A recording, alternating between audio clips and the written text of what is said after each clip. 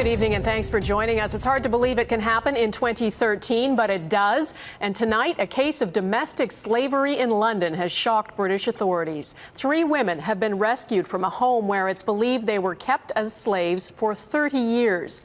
Slavery is, of course, illegal, but millions of people are still sold like objects, forced to work for little or no pay, and at the complete mercy of their so-called employers.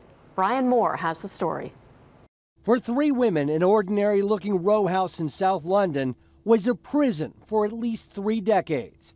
Police have arrested a man and a woman, both aged 67, and investigators say they are just beginning to unravel what appears to be a shocking case of domestic slavery. We have seen some cases where people have been held for up to 10 years, but we have never seen anything of this magnitude before.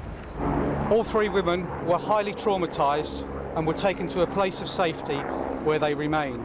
Police say one of the women is a 69-year-old from Malaysia, another a 57-year-old from Ireland, the third a 30-year-old British woman who apparently spent her entire life at the home.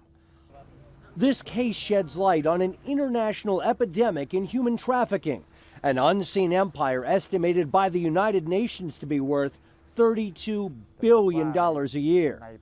Most of the victims are women and children, few of whom will ever be rescued like the 3 women in London. They basically told us that they were being held and they needed support to come out of a very difficult situation. Anita Prem runs a charity that reaches out to women in forced marriages and others being held against their will.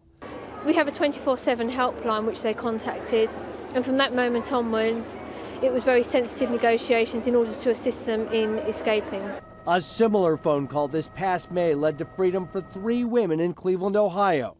They had been imprisoned and sexually assaulted over a decade by Ariel Castro.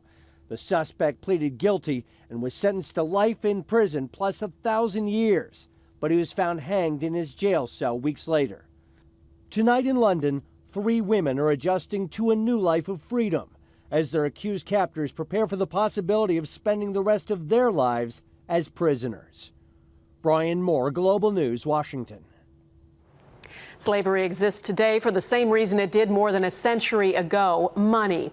And according to the International Labor Organization, 20.9 million men, women, and children around the world are in slavery.